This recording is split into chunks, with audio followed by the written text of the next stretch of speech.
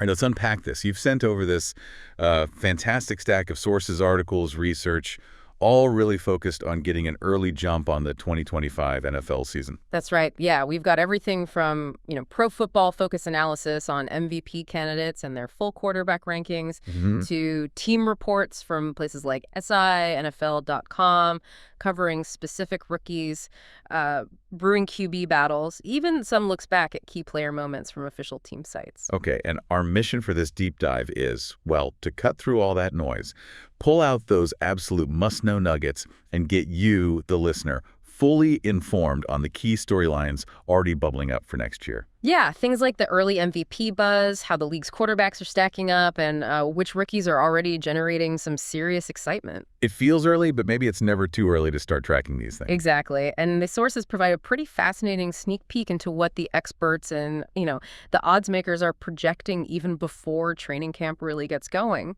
Okay, let's dive right in then, because the early MVP race is already getting interesting. Based on one source's breakdown of the initial betting favorites. Right. Leading that pack right now. Lamar Jackson sitting at plus 550 odds. Now, Jackson didn't win the official award in 2024, right? But this source points to his, well, statistically historic season. Yeah, absolutely. He was the first quarterback ever to throw for over 4,000 yards and rush for over 800 yards in the same year. Wow. And, when you look at the advanced metrics, he was arguably even better. His 94.9 overall PFF grade actually led the entire NFL. Okay, quick reminder on PFF grade. Yeah, it's Pro Football Focus's way of measuring a player's performance on every single snap, play-by-play, that 94.9. It was the sixth highest PFF grade for a quarterback since they started tracking in 2006. So PFF themselves thought he was the guy. Their own award voters saw him as the MVP, yeah. And this source suggests, with maybe more talent around him in 2025, he's perfectly positioned for another serious push. Okay. Next up, and this is interesting, the actual 2024 MVP winner, Josh Allen, at plus 600. Right, and the source kind of highlights how his win maybe underscored the narrative-driven side of voting sometimes. How so? Well, despite taking on the hardware, Allen actually finished behind both Lamar Jackson and Joe Burrow in that overall PFF grade we just talked about. Huh. And in PFF's WAR metric, that's their estimate of wins above replacement, a player adds he ranked 8th. But he must have excelled somewhere. Oh, absolutely. Where he truly separated himself, according to this analysis, on the ground. He earned a 94.4 rushing grade. Which is huge. The highest ever recorded by a quarterback in the PFF era, and get this, that's the third time he's hit that specific mark. That's incredible consistency in that one area. It really is. So for him to contend for back-to-back MVPs, the source suggests he'll need to bring those passing numbers back up, maybe closer to his 2022-2023 peak, while, keeping that absolutely unique impact as a runner. Makes sense. Okay, then we have Joe Burrow at plus 650. And one source makes a pretty compelling case that his impact in 2024 deserved significantly more recognition than it got. Yeah, he finished 4th in the official MVP voting, didn't get a single first-place vote, which this source finds kind of puzzling given the context. What was the context? Well, the Bengals' defense really struggled, forcing him to carry just an immense load offensively. He led the entire NFL in dropbacks, meaning he was asked to throw or scramble on 725 plays. That's a ton of pressure on him. It is. And despite that volume, he maintained elite efficiency. He finished with a league-best 93.0 PFF passing grade that's specific to just his throws, separating it from rushing or sacks. And how good is that 93.0? It was the 8th highest passing grade recorded in the entire PFF era since 2006. Wow. But maybe the most powerful stat from this source, according to PFF's WAR metric, Burrow generated 4.84 wins for his team. That led the entire league. So the takeaway is? The insight here is clear. If he puts up another elite season like that and the Bengals make the playoffs this time, this source believes he'd be incredibly difficult for voters to overlook in 2025. Right. Okay, let's look at some sleepers then, highlighted in the sources. Players with longer odds, but maybe some potential breakout campaigns. First up, Jaden Daniels at plus 850. Yeah, the reigning offensive rookie of the year. One source thinks he has just a prime opportunity to make that leap, potentially join Patrick Mahomes and Lamar Jackson as QBs who won MVP in just their second NFL season. His debut season was called Electric here. Delivered one of the best rookie seasons PFF has ever graded, period. It really was. His 89.6 overall PFF grade ranked top 5 among all qualifying QBs in 2024, not just rookies. And it's the second highest ever for a first-year passer in their system. So what's the key insight for his MVP chances? It seems to be the combination of elite tools, growing name recognition now, and an improved supporting cast they're expecting for 2025. This source sees the ceiling as just incredibly high, making him a really compelling sleeper pick. Interesting. Okay, another intriguing name is Justin Herbert at plus 2,000. Right, and one report noted that even though his supporting cast was maybe a bit limited in 2024, he reminded everyone that he's still absolutely one of the NFL's premier franchise quarterbacks. What does the number say? He put up the highest overall PFF grade of his career, a 91.7. That included a 90.8 passing grade that ranked third in the whole NFL. He also finished with the third highest WAR among quarterbacks. Mm-hmm.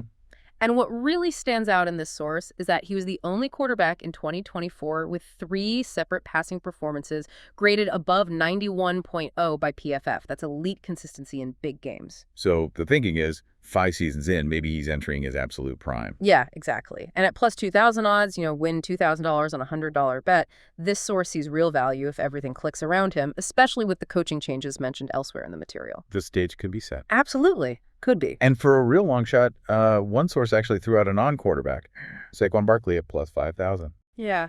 It's tough territory for running backs in the MVP race these days, isn't it? It really is. Adrian Peterson in 2012 was the last one. Right. Barkley came closer than most in 2024, finished third in the voting, and he became just the 9th player in league history to run for over 2,000 yards in a season, which is, remarkable. But still not enough. Still not enough. As this source notes, even that wasn't enough to seriously challenge the QBs for the award in the end. So the takeaway is basically, in today's pass-heavy NFL, it would take something just truly historic for a non-QB to win MVP. Pretty much. Maybe becoming the first running back ever to reach 2,000 yards twice, especially in back-to-back seasons. That might sway voters, but it's a huge ask. Still, the fact his odds are plus 5,000. Yeah, the source points out that Barkley's plus 5,000 odds are still shorter than many quarterbacks in the league, which tells you something about his perceived potential impact, even if the position makes it an uphill battle for the award itself. Okay, shifting gears slightly.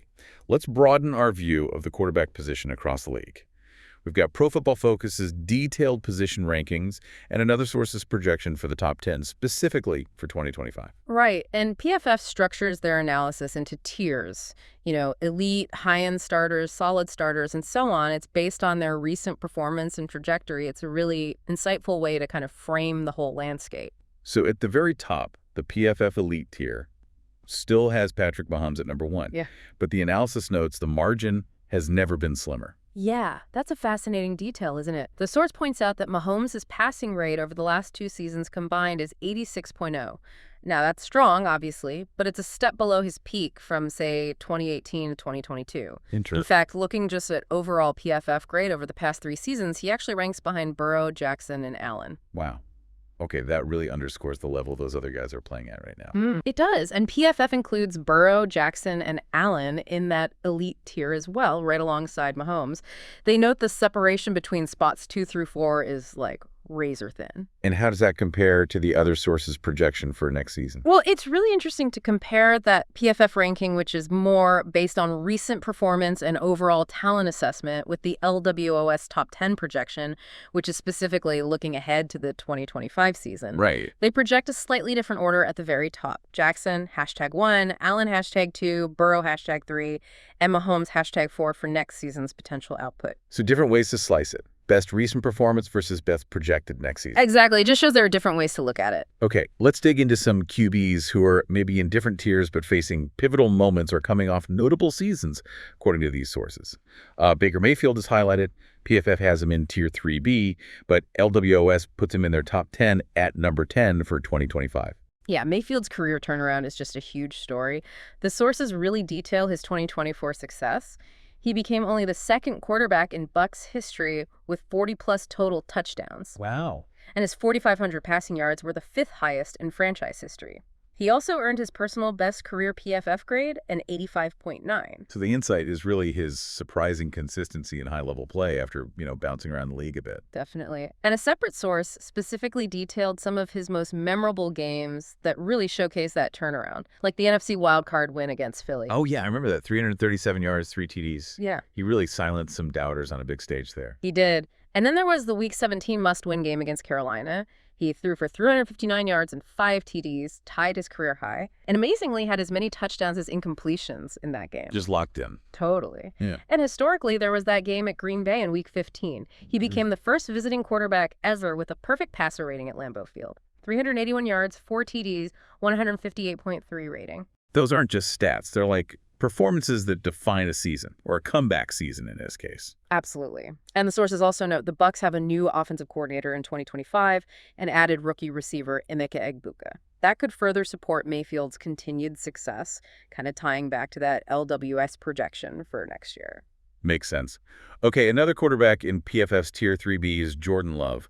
A Packers source delves into what they believe he needs to do to take the, quote, next step in his third season as a starter. Right. Love had that incredible finish to 2023. I mean, really playing at a level as good as any QB in the league over those final 8 games, threw 18 touchdowns against just 1 interception. Yeah, that surge led to a surprise playoff berth, and didn't he have a nearly perfect rating in their playoff win? He did. But the source points out that his 2024 numbers, well, okay, were only moderately better than 2023 overall. And crucially, he lacked that consistent week-in, week-out high-level excellence he showed during that late-season run. So what do the coaches want to see? Well, Packers coaches Adam Stenavich and Matt LaFleur pinpointed some specific areas for improvement. It's really about consistency in everything. Like what specifically? Improving accuracy, especially on deeper throws, his footwork. Taking another step in commanding the offense, communicating with teammates, getting better at reading defenses pre-snap, becoming a more vocal leader on the field, and finding that right balance for calculated risks versus playing it safe. So the core insight here is that even after showing you can play at an elite level, right, the real challenge is refining all those fundamentals and leadership aspects to do it consistently week after week. Exactly. That's the next step they're looking for. That's a great point. And speaking of quarterback situations with a lot of moving parts, one source details what they call an intense quarterback competition facing the Cleveland Browns heading into 2025. Intense feels like an understatement, doesn't it? It really does. The source lists 4 key players competing for the job right now in OTAs. Rookie Shedeur Sanders, other rookie Dylan Gabriel, veteran Joe Flacco, who they re-signed, right, and Kenny Pickett, who they got via trade. And, of course, Deshaun Watson is expected back from injury at some point, too. So that's 5 guys technically in the mix. Well, 4 really competing now, plus Watson's eventual return. One insider, quoted in the article, said the Browns haven't seen a QB battle of this magnitude since well before coach Kevin Stefanski was hired back in 2020. All eyes are definitely on these 4 at OTAs. Any early word? Coach Stefanski had positive comments on Shedeur Sanders, called him a great kid who's working like crazy, and the source notes that analysts widely believe Sanders will earn the starting job at some point in 2025. So the insight here is just the sheer level of uncertainty and competition in Cleveland's most critical position. Yeah, for a team that's notoriously struggled for quarterback stability, 18 different passing yards leaders since 1999 mentioned here. Crazy stat. It is. And it's also worth noting PFF ranks Joe Flacco down in Tier 6, describing him as a low-end, starter-not-long-term option, which just adds another layer to the whole dynamic there. Okay, just a couple of other interesting QBs mentioned quickly in the rankings. Jaden Daniels shows up high on both lists we saw. LWS Tag 5, PFS Tag 6. Right, and PFF emphasizes his rookie grade was the highest they've ever given a first-year player. Huge potential there. Trevor Lawrence is LWS Tag 9, but PFF has him lower at hashtag 16. Yeah, PFF notes his need for more consistency, but LWS points to his new targets in Travis Hunter and Brian Thomas Jr., plus a new OC in Liam Kahn as potential boosts for 2025. Gotcha. CJ Stroud, LWS Tag 7, PFF hashtag 14. PFF hailed his rookie season as stellar, but noted a slight dip maybe in 2024 before a strong finish. They highlighted a big issue was his pressure to sack rate jumping dramatically. That's the percentage of times he was pressured, where it resulted in a sack went from 39% up to 63%. Oof, that's a big jump. Key area to clean up. Definitely. And finally, Bryce Young, PFF hashtag 20. Despite some early rookie struggles, the source noted he showed significant improvement from week 8 onwards in 2024. He actually led the league in PFF's big-time throw rate over that specific sample. A big-time throw is one of their highest-graded passes, usually difficult downfield throws. So his 2025 season is absolutely pivotal to see if he can build on that late-season progress. Okay, let's move beyond the quarterbacks for a bit and highlight some other intriguing rookies mentioned in these sources who can make an immediate impact in 2025. Sounds good. First up is Tre'Von Henderson, the running back for the New England Patriots. He's featured in a Sports Illustrated source. Yeah, given the Patriots' offensive struggles in 2024, I think they scored the third fewest points in the league. It's no surprise their draft focused heavily on offense. Henderson was a second-round pick. And a Bleacher Report analyst projected a pretty solid rookie year for him. Roughly 800 rushing yards, 4 rushing TDs, 43 catches, 3 receiving TDs. Okay, decent numbers. Right. But what's the key insight from the source on him? His elite pass protection, that's the big one. Indianapolis Colts GM Chris Ballard was even quoted calling Henderson, "might have been the best pass protection back I've seen coming out of college." Wow, high praise from a GM. It is, and he also has elite ball security, apparently never fumbled once in college. Okay, those two factors. Yeah, especially pass protection are just huge for earning snaps early in the NFL, getting a coach's trust. This source believes he has a real shot to challenge the veteran, Ramondre Stevenson, for the starting role by the end of the season. Definitely one to watch. Okay, next, a truly unique storyline.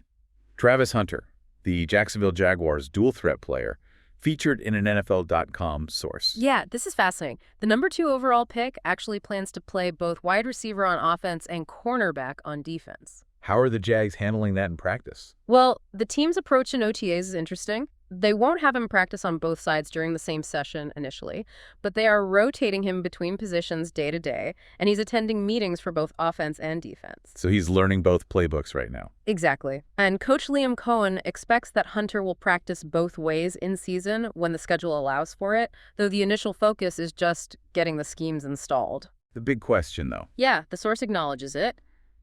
Can his body hold up to potentially 100-plus snaps in a grueling NFL game, playing both ways? The rookie himself has expressed zero concerns, apparently. Still, it's a huge physical ask. It is. The key insight here is simply the audaciousness of the attempt. Trying to play at a high level on both sides of the ball in the modern NFL, it's basically unprecedented. And interestingly, Jaguars QB Trevor Lawrence is already impressed. He called Hunter explosive and noted he can run all day. Said he's doing a good job picking up both schemes, too. Yeah, that's high praise early on from your franchise QB. It's definitely going to be one of the most compelling individual player stories to follow in 2025, just to see how it plays out. For sure. Okay, finally, let's look at Ashton Gillott, the Kansas City Chiefs edge rusher, mentioned in another Sports Illustrated source. Right. Gillott was a third-round pick, but the source notes he carried a second-round grade on many teams' draft boards. So, potentially a great value pick for the Chiefs. And this report points out the Chiefs have a clear need to improve their defensive pass rush after some offseason losses. The goal is for that front four to generate more pressure and sacks on their own. And the key insight for Gillott is really his path to playing time. The source suggests he can earn a significant role, potentially even a starting spot, based on how he performs against the veteran guys during the offseason training camp, all that. And even if he doesn't start right away. Even if he doesn't start, he's expected to have a meaningful role in the rotation, keeping the defensive line legs fresh throughout the game and season. Plus, he gets to work with Spagnuolo. Exactly. His potential development under defensive coordinator Steve Spagnuolo, who's known for getting the absolute most out of his defensive fronts, is highlighted as a major plus factor for Gillott in the source. Could be a great landing spot for him. Okay, and just one quick, interesting factoid we pulled from the sources before we wrap things up. Yeah, just a little piece of league news tucked in there. NFL owners recently voted to allow current NFL players to participate in the flag football competition at the 2028 LA Olympics. Oh, interesting. Yeah, kind of cool little detail. Potentially opens the door for some big NFL names to represent their countries on a global stage in a few years. Flag football at the Olympics, who knew? So that was our deep dive into the stack of sources, pulling out some of the early storylines already brewing for the 2025 NFL season. Yeah, we touched on the, well, already contentious MVP race, the fascinating dynamics across the quarterback landscape, from the elite guys down to those brewing battles. Right. And the potential immediate impact of some really intriguing rookies like Henderson, the unique Travis Hunter situation, and Jalot rushing the passer. And it's important to remember, these are early insights and projections. They're based on the information and analysis available right now. As we always say, the season itself always brings its own surprises, and the true narratives will unfold on the field starting in September. Absolutely. But with all these compelling players and team situations highlighted in the sources we just went through, here's maybe a final thought for you, the listener, to consider as we look ahead. What single storyline or why you going to be watching most closely when the 2025 NFL season finally kicks off?